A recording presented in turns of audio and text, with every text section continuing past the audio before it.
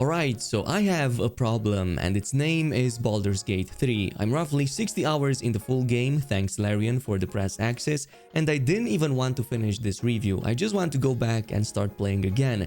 It's very rare that I'm truly impressed with the sheer scale and ambition that a game has to offer. The last one that truly blew me away was Elden Ring. This was last year. This year, it's Baldur's Gate 3. Now in this review, I will try to completely avoid any story spoilers. I will only talk about concepts and things that I really liked, and the footage that you're looking at is also relatively early on.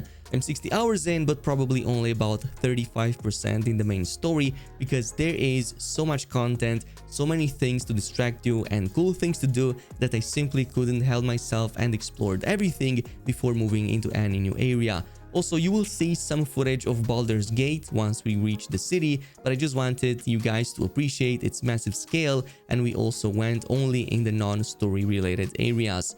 Now let me get started by saying that the gameplay is absolutely phenomenal. Larian really nailed the power fantasy that makes the Dungeons and Dragons genre so unique, but in a way that provides their own spin to things and, more important, immense freedom of choice. True choice to the player, almost to the point of absurdity. Every single thing that you do, no matter how monumental or even downright trivial, be it a spell, a conversation, finding an item or someone, etc., has some kind of use that BG3 just sets you all the right conditions to do so, just if you look for them. Like, yes, going in spells blazing is totally an option, and it is very satisfying to watch your character synergy just wipe the floor with entire armies in the most devastating way, but it's not necessarily the best approach. There is ample room for infiltration, deceit, and ways to manipulate others in advance so that you can increase your odds of winning once the real fights begin. These moments can be given either by your own class abilities or contextually through dialogue interactions, many of which you would not even know of without trying to find them out.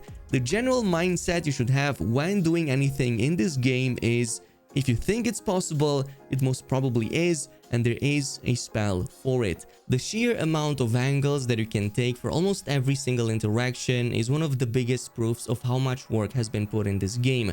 Like, for example, just to give you a very trivial one, you can shapeshift as a druid or turn yourself into a mist form as a wizard, so you can pass into many of the very small gaps you can find out there to maybe reach a normally off-limit section, or even use a disguise spell to just blend in with the crowd in case somebody else is hunting for you and you want to escape their trail, or if you want to just infiltrate and collect intel on them so that you can get the upper hand in fights later on.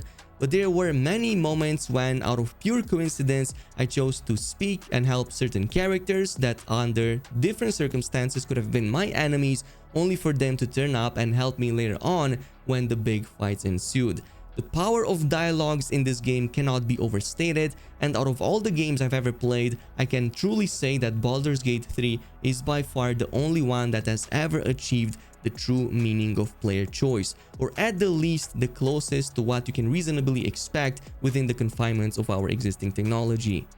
Obviously, this isn't about just combat, even though combat is very complex here, and I could even say it's several AAA games big, but more so about the journey. There are many moments when traveling when you can just admire the sheer creativity that went in this game. No two places look alike, and despite being a top-down RPG, the game's visuals and art style look really impressive. All the way down to your character visuals, the armors that you get, pretty much everything looks absolutely stellar. Now, the game also heavily rewards you and your newfound curiosity, especially if you go out there and explore, with some of the most abundant loot system that I've seen in any video game thus far.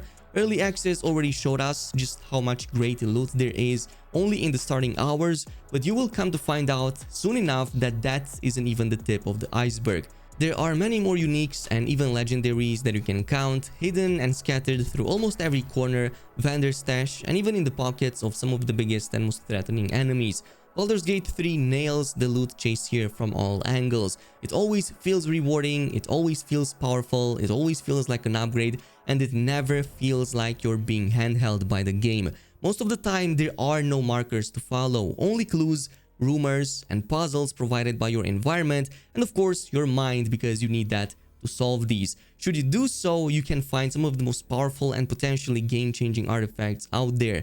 I was lost, for example, in a ruin at one point and accidentally found a glowing weapon on some random pedestal. Now, I could have taken that item right away and used it, but actually this proved to be part of a much larger hunt or puzzle for what proved to be a really strong early on legendary weapon that almost makes up my entire party to become immortal with the right setup. And that is just one item. There are many more out there scattered and waiting for you to find them.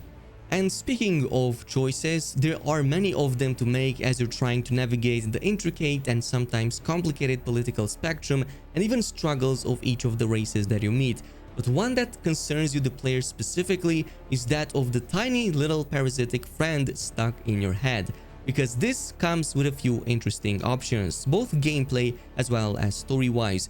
Do you dedicate all your time to try to get rid of it, or do you embrace its powers, even let it consume and mold you to advance to the next evolutionary stage? I went with the second option, and in my time as I played with my character, it already suffered physiological changes, but the game brings that a step further and even lets you complete an evolutionary stage, probably a lot more, to eventually become something else. Now, the powers that you gain are absolutely the main attraction here, and they are indeed very strong, game-changing kind of strong. That is why what Larian did here is pure masterclass in RPG creation. They basically threw some of the most insane active and passive abilities in a skill tree that works for all classes, but it comes at a great cost for your body, your mind, your soul, and even to those around you. Heck, even the outcome of the story. So it's not just the way you perceive yourself, but it's also how others perceive you as you choose to go further down this path. As you augment yourself more with these parasites, others might not completely agree or even approve of this practice. Most, if not all of them, are reluctant to even consider it, at least at first. And this is where Larian again exceeds expectations once more. You can, with the power of your own charisma and sweetening words, to convince others to also follow you down the Mind Flayer path. And not only that, you can choose to dedicate yourself completely to the being called the Absolute, the one seemingly in control of the Mind Flayers and the Tadpoles, to help spread its name and of course its glory. It's kind of like becoming an emissary of some kind of twisted religion of mind reading, psionic power using cult, which I don't recall any other game ever doing, at least not to this extent. Everything that Larian did here in all aspects of the game, every feature and everything in it has layers, something extra on top, and then another thing on top of that, and then 10 more things to make you really go wow. It never really stops when you just go deeper and deeper into almost every single aspect of the game, and that goes for the story as well. I won't be talking about any of the events nor show any footage besides the early stuff and what was shown in the trailers, but let's just say nothing is what it seems and everybody has some kind of agenda. It helps that Baldur's Gate 3 has a stellar set of voice actors and every scene is masterfully acted. I really loved J.K. Simmons' interpretation of Ketheric Thorn, and his side of the story was truly a blast to play through. There's no shortage of plot twists. Just before you think you know everything, you end up realizing just how little you know and how forming a decision is probably going to be your biggest task ahead. That is why, just from all the possible plot points and stories to learn and characters to meet with different perspectives, the game elicits at least a few playthroughs before you can paint a better picture of what's actually going on. Who do you choose to save and let live? Who do you ally yourself with? Who do you trust and who do you follow? All become real questions that will haunt your mind, kind of like a parasite, which is a bit ironic given the whole theme of the game. So much so that you'll be tempted to save scum your way through every single dialogue interaction and every single outcome just to see all the possibilities. Anyway, I don't just want to sing praises here, but I've genuinely not been so excited to jump back into playing a game ever since Elden Ring last year, and I literally just put it down 10 minutes ago before making this review. Now, it also helps that every single one of your companions you get by your side have their own intricate backstories, morals, motivations, and you can choose to intervene and even help them to seek or achieve what they most desire. Again, walking on eggshells here, trying to be as non-spoilery as possible, but let's just say your companions will drastically change, many times even visually, not just from the morals perspective, depending how much you choose to help them. But it's not just the help. Again, Larian doesn't stop at some gimmicky decade-old mechanic of just go here, do this, and gain friendship with this character. No, your actual input, as in the dialogues that you gain and the ones that you choose, play an even bigger factor.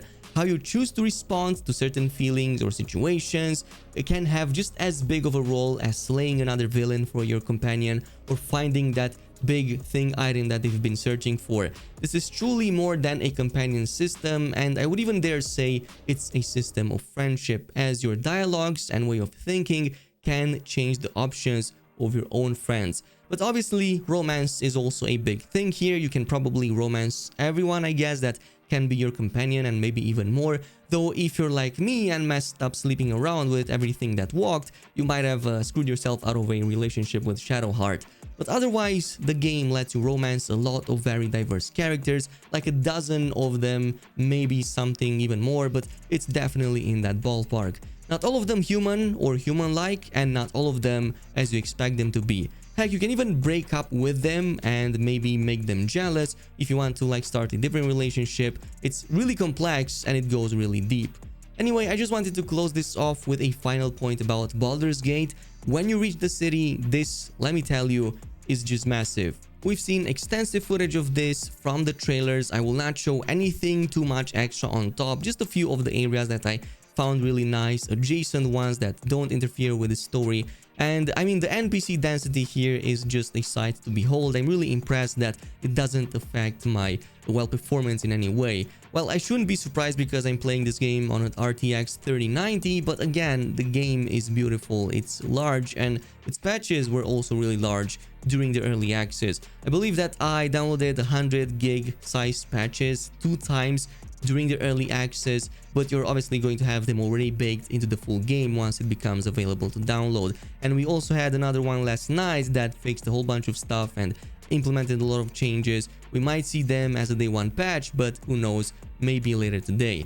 Anyway, this game is definitely a Game of the Year winner right here. There's no contest, absolutely like the best game of 2023. If you haven't tried it out yet, go ahead and do so. It looks daunting at first. It seems complicated because it offers a lot, but there's going to be a lot of guides here that will help you with that. So make sure you subscribe, activate the notification bell, and leave a like on this video if you appreciate the content. This is it. Thanks so much for watching, and until next time.